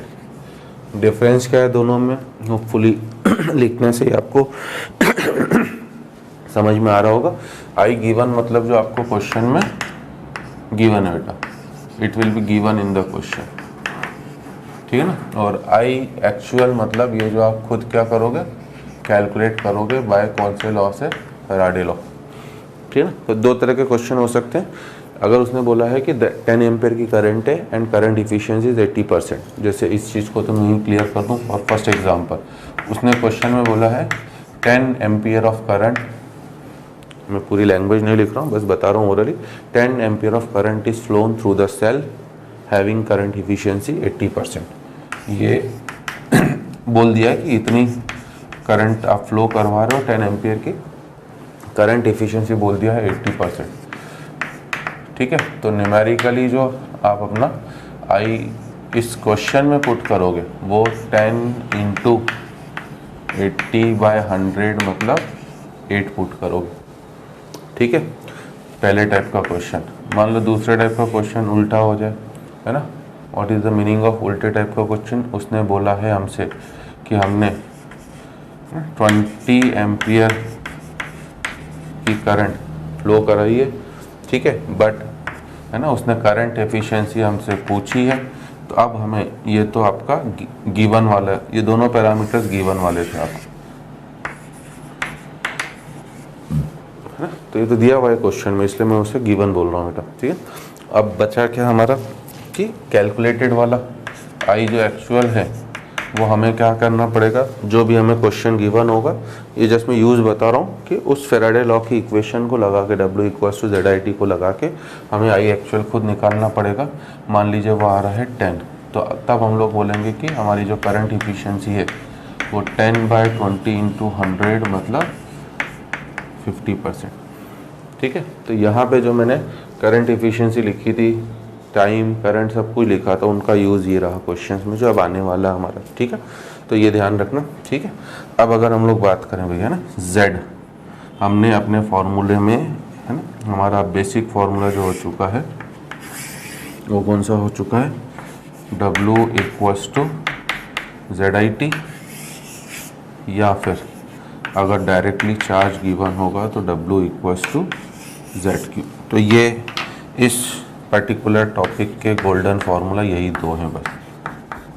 ठीक है, इसको मॉडिफाई ज़रूर कर रहा हूँ मैं अभी। ठीक है, बट अदरवाइज गोल्डन फार्मूला यही है। कोई भी क्वेश्चन हमें करना है बस, इसके अलावा हमें कोई फार्मूला पता नहीं। हाँ, इसमें Z क्या है उसे कैसे निकालेंगे, क्योंकि कोई भी क्वेश्चन होगा तो हमें I और T तो डायरेक्टली साफ साफ दिखाई दे ही जाएगा क्वेश्चन में। I की यूनिट एम्पियर होती है, सबको पता है, और समय से तो हमें कोई लेना देना ही नहीं। समय तो मुझे लगता है बच्चा बच्चा जानता है। ठीक है ना, तो हम लोग तो 11th 12th में आ चुके हैं, 13th में होंगे, तो ये दो चीज़ तो हमें क्वेश्चन में साफ साफ नज़र आ रही है। फार्मूला हमारे पास एक ही है, इसलिए हमारी ज़िंदगी खूब आसान है। अब बस Z को समझ लें, व्हाट इज़ Z। ठीक है ना, तो Z in the above equation is a constant. Z is a constant known as, ये constant है known as electrochemical equivalent. Z is a constant known as electrochemical equivalent. बार बार पूरा नहीं लिखेंगे बेटा ना, हम लोग इसे शॉर्टकट में लिखेंगे, ECE ऑफ सब्सटेंस, जो भी सब्सटेंस आपका जिसके ऊपर आप इस फॉर्मूले को लगा रहे हो। ठीक है ना, क्योंकि पहले आपको मैंने बोला है कि पहले क्वालिटेटिव एनालिसिस से आपको प्रोडक्ट निकालने पड़ेंगे और प्रोडक्ट के ऊपर फिर ये फॉर्मूला लगेगा, तो इसलिए सब्सटेंस लिख रहा हूँ and it's value is different for different substance. इसकी वैल्यू अलग अलग सब्सटेंस के लिए अलग अलग होगी, है तो कांस्टेंट बट अलग अलग सब्सटेंस के लिए अलग अलग। It's value different for different substance and it depends on, अभी किसके ऊपर डिपेंड करेगी, and it depends on electro कह रहा हूँ, it depends on equivalent weight E of substance. So Z is a constant known as electrochemical equivalent of substance and its value is different for different substance and it depends on equivalent weight of substance. ये आपके substance के equivalent weight पर depend करेगी। ठीक है ना, तो कई स्टूडेंट्स तक परेशान हो जाए, सर इक्विवेलेंट वेट तो वैसे ही हमारा डामाडोल है, थोड़ा थोड़ा है ना, ढच के खा के चलता है ये वाला टॉपिक तो हमारा। बट इस चैप्टर में इतनी चिंता मत करना क्योंकि इक्विवेलेंट वेट का ज़्यादा कोई यूज़ नहीं, बिल्कुल सिंपल सा यूज़ है, वो मैं आपको अभी समझाने की कोशिश कर रहा हूँ। तो Z निकालने के लिए आपको पहले इक्विवेलेंट वेट E पता होना चाहिए, है ना। मान लीजिए हमसे थ्योरेटिकल क्वेश्चन में डेफिनेशन ही पूछ ले, what is the definition of Z। ये तो अभी कांस्टेंट है। मान लीजिए हमसे थ्योरेटिकल क्वेश्चन में डेफिनेशन पूछ रहा है कि Z को डिफाइन करो। 12th बोर्ड में तो एक नंबर का क्वेश्चन आ सकता है, डिफाइन ECE, या अपने यहाँ कॉम्पिटिटिव एग्जाम में थ्योरेटिकल फॉर्म में पूछ ले। देखो, तो इफ़ डेफिनेशन देने के लिए किसी भी कांस्टेंट की एक ही रूल होता है, उस फॉर्मूले में बाकी जो अननोन टर्म्स आ रही हैं, जो वेरिएबल्स आ रहे हैं, उन्हें 1 कर दो। इफ़ मैंने I = 1 एम्पियर करा और T = 1 सेकेंड करा। ठीक है, इनडायरेक्टली अगर मैं चार्ज के टर्म्स में बोलूँ तो 1 × 1 मतलब आपने कितने कूलम का चार्ज पास करवा दिया, 1 कूलम का। ओके, तो अगर आप ये दोनों इस फॉर्मूले में रख लो तो W = Z × 1 × 1 मतलब W = Z। यही आपकी Z की डेफिनेशन है, केयरफुली सुनिएगा। क्योंकि इसी से हम z को निकालने का तरीका भी देखेंगे। तो क्या हो गया z की डेफिनेशन हमारा, z की डेफिनेशन है it is the mass of substance which is deposited और liberated by passing 1 ampere of current for 1 second through the cell, ठीक है, और by passing 1 coulomb of charge. फिर से रिपीट कर रहा हूँ, ठीक है ना, कि W इक्वल टू Z का मतलब क्या है, हम लोग जो चीज़ लिखते हैं ना उसी को डेफिनेशन में उतार देते हैं, है ना। Electrochemical equivalent ECE of any substance is defined as that mass of substance which is deposited होने का मतलब इलेक्ट्रोड पर चिपक जाए और लिबरेटेड, ठीक है, या लिबरेट हो जाए, ठीक है ना, by passing 1 ampere of current for 1 second और by passing 1 coulomb of charge. या तो आप 1 कूलम्ब का चार्ज पास कराओ, ठीक है ना, उसकी वजह से जो भी आपको सब्सटेंस का मास मिल रहा है वो, या फिर आप 1 एम्पियर की करंट को 1 सेकंड तक पास करवा दो, उसकी वजह से आपको जो मास मिलेगा वो, दोनों में से मीनिंग दोनों का सेम है। चार्ज के टर्म में डेफिनेशन देगा तो हम लोग 1 कूलम्ब की बात करेंगे, और अगर टाइम और करंट के टर्म्स में बात करेगा तो हम लोग 1 एम्पियर की करंट 1 सेकंड तक पास कराएंगे, ठीक है। ये है आपकी Z की डेफिनेशन, जो याद रखना आपको कंपलसरी। अब कैसे निकालें Z को, देखो Z को निकालने की कैलकुलेशन हम लोग सीख लेते हैं आज की क्लास में, और फिर हम लोग इसको अप्लाई करेंगे कमिंग क्लासेस में एक साथ कि Z कैसे निकाला जाए।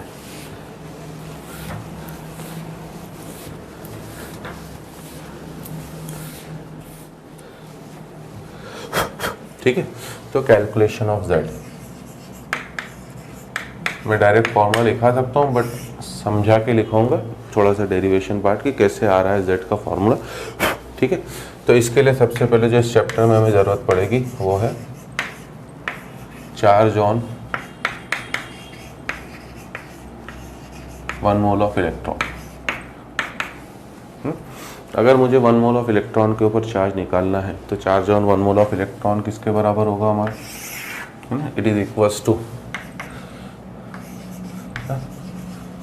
चार्ज ऑन 1 इलेक्ट्रॉन, और इसको मैं मल्टीप्लाई कर दूंगा किससे, नंबर ऑफ इलेक्ट्रॉन्स पर मोल, ठीक है।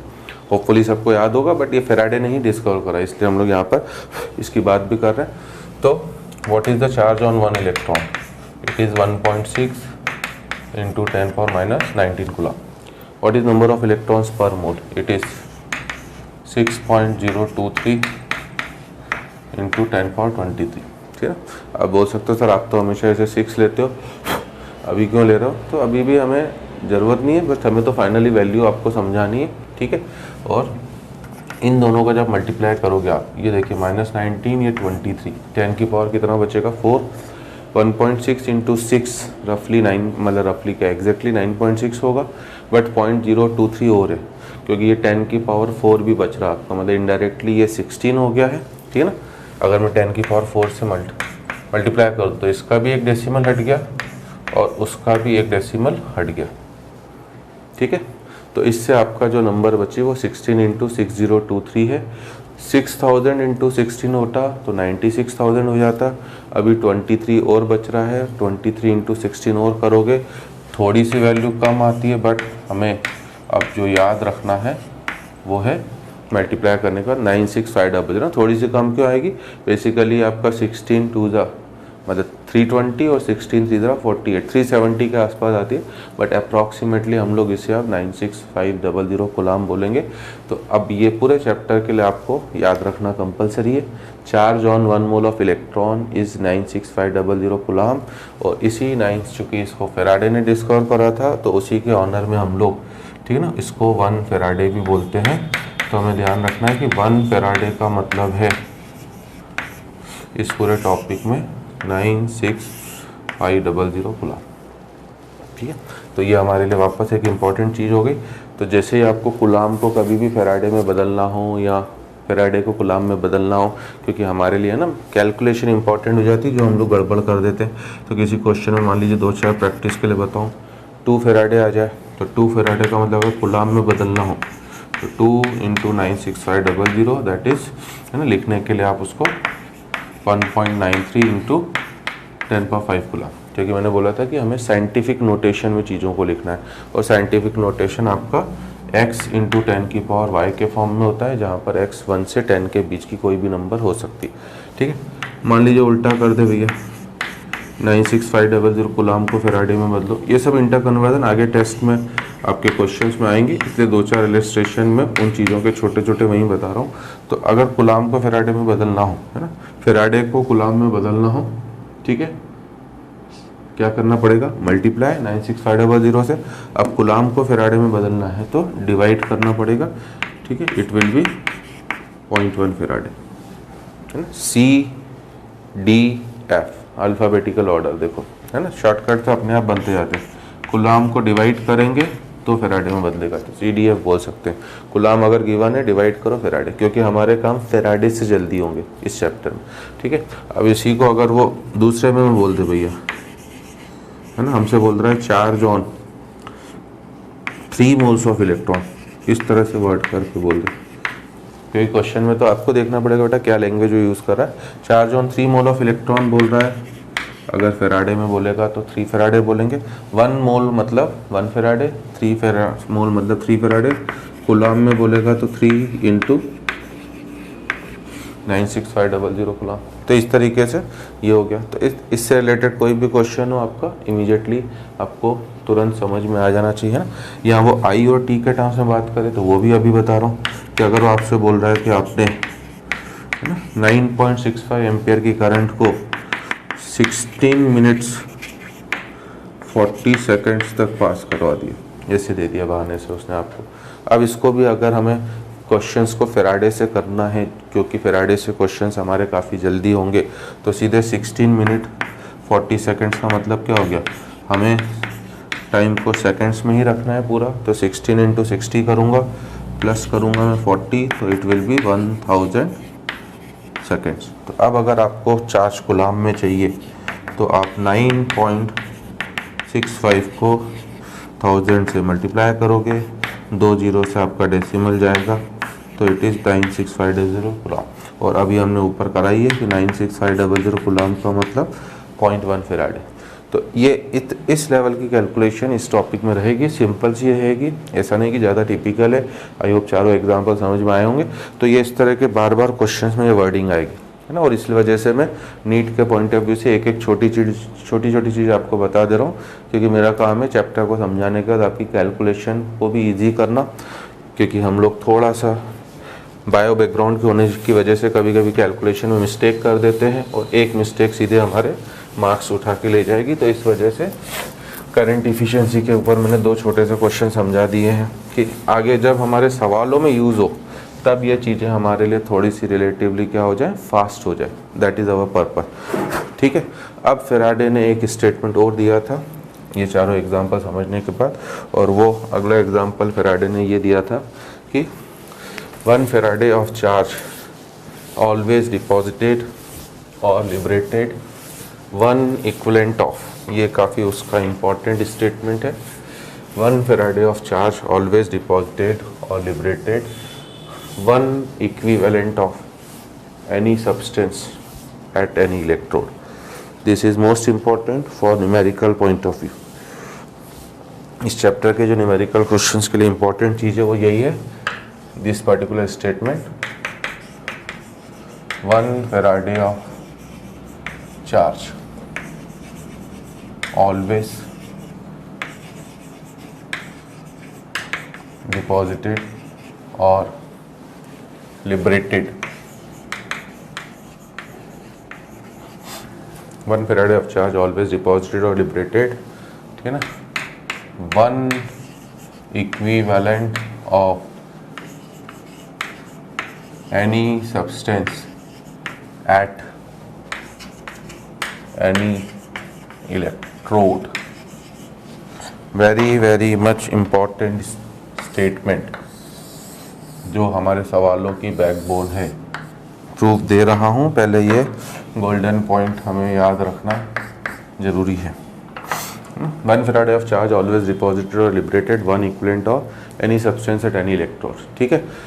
तो अब वापस पहले बेसिक चीज़ बताऊँ, अगर 2 फैराडे है तो सीधे सीधे आप बोलोगे 2 इक्विवेलेंट। उल्टा 0.5 इक्विवेलेंट करना हो आपको तो सीधे सीधे 0.5 फेराडे, ठीक है। वो हो सकता है आपसे फेराडे में ना पूछ के कूलाम के फॉर्म में पूछे तो हाफ इंटू 96500 कूलाम कर देना, ठीक है ना।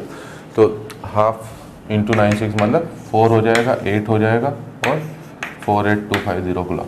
तो जितने भी हो बेटा है ना, किसी क्वेश्चन में मान लो आपसे आ रहा है 0.1 इक्विवेलेंट, तो 0.1 इक्विवेलेंट का मतलब 0.1 फेराडे, 0.1 फेराडे मतलब 96500 कूलाम, ठीक है। उल्टा क्वेश्चन हो तो ये सब क्वेश्चंस चालू हो चुके हैं, इसीलिए मैं छोटे छोटे एग्जांपल्स बता रहा हूँ। ये सब न्यूमेरिकल क्वेश्चन है, बस इतना है कि अभी मैं अननोन में आपको इक्विवेलेंट बता दे रहा हूँ, आपको अदरवाइज इक्विवेलेंट्स भी क्या करने पड़ेंगे, क्वेश्चन में खुद निकालने ही पड़ेंगे, है ना। ये इक्विवेलेंट्स पहले निकालो और उसके बाद हो सकता है उसने बोल दिया है कि अगर हमारी, ठीक है ना, करंट जो है वो 19.3 एम्पियर की है तो कितने टाइम तक उस करंट को पास करवाना पड़ेगा। तो अगर हमने ये पता कर लिया कि 0.1 इक्विवेलेंट है तो हमें ये भी पता है कि हमेशा 0.1 फेराडे ही होगा, और 0.1 फेराडे होगा तो इतने कूलाम। अब करंट दे दिया है, अननोन में आपका क्या है, टी, डिवाइड कर दो सीधे आप, तो 96500 को आप 19.3 से डिवाइड करोगे, डेसिमल हटाओ, 193 का 5 टाइम्स होता है 965, ठीक है। और सीधे सीधे आप बोलोगे कि आपको अपनी जो करंट है वो कितने सेकंड्स तक पास करवानी पड़ेगी, 500 सेकंड। तो it is A must remember fact, पूरे टॉपिक में फेराडे लॉ के क्वेश्चन करने में ये क्रॉस कैलकुलेशन बार बार आएंगी। 1 charge on 1 mole of electron is 1 Faraday, that is इतने कूलाम। अब कितने कूलाम से कितने फेराडे, कितने टाइम, कितना एम्पियर, ये सब क्वेश्चन हमारे लिए खूब इंपॉर्टेंट है। और 1 फेराडे हमेशा 1 इक्विवेलेंट को ही डिपॉजिट करेगा, ठीक है।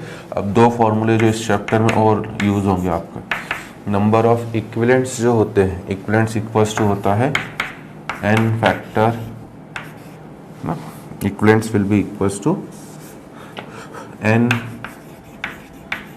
Factor into moles. ये फॉर्मूला भी इस चैप्टर में आपका पीछा नहीं छोड़ने वाला है, ये इस टॉपिक के लिए गोल्डन फार्मूला हो गया। नंबर ऑफ इक्विवेलेंट्स जो होंगे, है ना, हमें मोल्स निकालना तो आता है बेटा। अगर क्वेश्चन में मास गिवन है, मास को हम लोग डिवाइड कर देंगे मोलर मास से, और जैसे हमने उसको मोलर मास से डिवाइड करा, मोल्स आ गए, और n फैक्टर आपका मल्टीप्लाई कर दो, इक्विवेलेंट्स आ जाएंगे। दूसरा कि इक्विवेलेंट वेट जो होता है E, it is molecular mass by n factor. ये 2 बस छोटे से फॉर्मूले हमारे इस चैप्टर में और यूज़ होंगे, apart from the W equals to ZIT जो फॉर्मूला। हम लोग बेसिकली Z की कैलकुलेशन के लिए समझ रहे हैं चीज़ों को, और ये समझ गए तो काम आपका खूब आसान है, क्योंकि प्रोडक्ट्स निकालना तो मैं चुटकियों में सिखा दूंगा आपको, कैलकुलेशन भी आपकी चुटकियों में ख़त्म कर देंगे हम लोग, ठीक है। तो ये 2 फॉर्मूले एक्स्ट्रा हम लोग याद रखेंगे, equivalents equals to n factor into moles, या equivalent mass equals to molar mass by n factor. अब अगर आपको, है ना, मोलर मास तो मुझे होपफुली पता है कि सबको निकालना आता ही है, ठीक है। मोलर मास बोलो, एटॉमिक मास बोलो, जो भी एलिमेंट होगा तो एटॉमिक मास, कंपाउंड होगा तो मोलर मास, ठीक है। मोल्स निकालना सबको आता है, मोल्स का तो basic formula number of moles equals to given mass by क्या आपका मोलर मास, इससे निकलेगा। अब n फैक्टर में अगर आप कंफ्यूज हो रहे हो तो n फैक्टर के लिए इस चैप्टर में आपको ज़रूरत नहीं है डरने की, ठीक है ना, क्योंकि इस फैक्टर में जो n फैक्टर आपका आएगा, ठीक है ना, वो सिंपल सा मैं अभी से बता दे रहा हूँ कि एसिड अगर आता है, ठीक है, पूरे चैप्टर के लिए बात करो मैं, इलेक्ट्रोलाइटिक सेल के लिए, एसिड का n फैक्टर सीधे सीधे नंबर ऑफ H+ आयन है, ठीक है ना, जैसे, क्योंकि इसमें ज़्यादा टिपिकल केसेस नहीं होता, HCl होगा तो 1, है ना, एसिटिक एसिड होगा तो 1, ठीक, क्योंकि इलेक्ट्रोलाइट से काम है ना हमारा। हाँ, फॉस्फोरस वाले क्वेश्चंस में एक्सेप्शन आ सकता है, H3PO2 1, H3PO3 2, H3PO4 3, फॉस्फोरस वालों में जो आता है ना। बेस आएंगे बेटा आपके, बेस का n फैक्टर होता है नंबर ऑफ क्या आपका OH- आयन। ये पूरे चैप्टर के लिए ही बात कर रहा हूँ, इलेक्ट्रोलाइटिक सेल के लिए नहीं। इलेक्ट्रोलाइटिक सेल का तो काम अलग है थोड़ा सा। नंबर ऑफ OH- तो बस देख लो, NaOH हो तो 1, MgOH होल ट्वाइस हो तो 2, ठीक है। ये आएंगे आपके सॉल्ट्स का n फैक्टर, जो होगा it is number of positive और नेगेटिव चार्ज। ठीक है, अगर जैसे NaCl है तो पॉजिटिव चार्ज भी 1 यूनिट का, नेगेटिव चार्ज भी 1 यूनिट का। MgCl2 है, अगर कोफिशिएंट्स अलग अलग हैं तो एन फैक्टर सीधे मल्टीप्लाई कर दिया करो, Mg का 1 Cl का 2, है ना, क्योंकि आप यहाँ तो Mg+2 होगा या Cl- होगा, ये होगा। मान लीजिए एल्यूमिनियम सल्फेट दे दिया मैंने आपको, ठीक है, तो कोफिशिएंट अलग अलग है, तो अभी मैंने रूल बोला है कि बस मल्टीप्लाई कर दो, 3 2 जा कितना हो जाएगा आपका 6। ठीक है, अब ये तीनों हमें ज़रूरत पड़ेंगी एसिड बेस सॉल्ट की, कहाँ पर, कंडक्टेंस ऑफ सॉल्यूशन में, बट चूँकि फॉर्मूला मैंने लिखा है इसलिए बता दिया।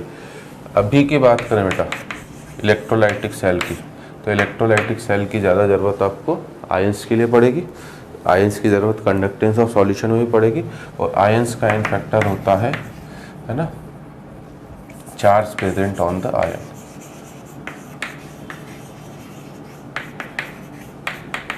ठीक है, तो ये सबसे सिंपल हो गया भैया। Na+ है 1, Mg+2 है 2, Al+3 है 3, है ना, जो कॉमनली मेटल्स आने वाली। अब ये दोनों के लिए है आपका, है ना, ये इलेक्ट्रोलाइटिक सेल के लिए भी है और कंडक्टेंस के लिए भी।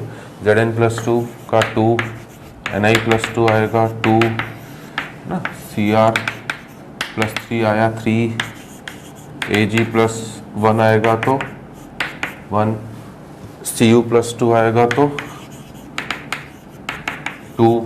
मोस्टली चूँकि हम लोग जो इंडस्ट्री में सबसे ज़्यादा इंपॉर्टेंट मेटल है ना, क्वेश्चन जो सबसे ज़्यादा आपको मिलेंगे सोडियम के ऊपर, एल्यूमिनियम के ऊपर, कॉपर के ऊपर, सिल्वर के ऊपर, तो जैसे ही जो भी चार्ज दिख रहा है बेटा वो चार्ज सीधे सीधे आपका हो जाएगा क्या, एन फैक्टर। ठीक है, और इसके अलावा गैस की बात करूं तो अभी से बता दे रहा हूँ, गैस पूरे चैप्टर में 3 ही आएंगी। इस पूरे चैप्टर से मेरा मीनिंग है इलेक्ट्रोलाइटिक सेल में H2, Cl2, ρ2 केवल 3 गैस हैं। H2 का एन फैक्टर 2, Cl2 का 2, O2 का 4, तो है ना HCO224। ये आपको याद रखना कोड अपना। केवल 3 ही गैस आएंगी, हाइड्रोजन आएगी या क्लोरीन आएगी या ऑक्सीजन आएगी। मैं प्रूव करूँगा क्वेश्चंस के थ्रू इनको। अभी मैं पहले जो याद रखना कंपलसरी है कि अगर आयंस आ रहे हैं तो उनका एन फैक्टर सीधे सीधे ये होगा आपका, और गैस आ रही है तो गैस में केवल 3 ही चीज़ आएंगी और उनका एन फैक्टर आपका फिक्स है 2 to 4। इसके अलावा गैस कोई भी नहीं मिल सकती आपको, ये मैं अभी से बता दे रहा हूँ। जो मैंने जितने भी क्वेश्चन देखे या तो H2 या Cl2 या O2, और मेटल्स में मोस्ट इंपॉर्टेंट ये है, बट कोई दूसरी भी मिल जाए तो आयन का एन फैक्टर हमेशा किसके बराबर होता है आपका, चार्ज के बराबर। ठीक है, तो आज की क्लास में बाकी तो अभी खूब सारी चीज़ें हैं, अभी हमें और समझना है कि ये स्टेटमेंट क्यों दिया फेराडे ने। इन सब चीज़ों को हम लोग अब कमिंग क्लास में कंटिन्यू करेंगे। उससे पहले मैं एक्सपेक्ट करूँगा कि ये चीज़ें आप एक बार लर्न और मेमोराइज़ कर लें, क्योंकि अब मैं तो केवल यहाँ से बोलूँगा बार बार, ठीक है ना, आपको सुनना है। अगर आपने लर्न करनी होगी तो मेरे बोलते ही चीज़ें आपको तुरंत समझ में आ जाएंगी कि मैंने लास्ट क्लास में क्या समझाया था और अब उनका लिंक क्या है। तो हम लोग कमिंग क्लास में यहीं से जस्ट इस लेक्चर को कंटिन्यू करेंगे, समझने की कोशिश करेंगे कि 1 फेराडे से 1 इक्विवेलेंट कैसे हो रहा है, फेराडे लॉस के यूज़ सीखेंगे और प्रोडक्ट्स निकालना सीखेंगे। ठीक है, I hope you enjoyed the lecture. So for today's class we are stopping over lecture over here. Till then good bye.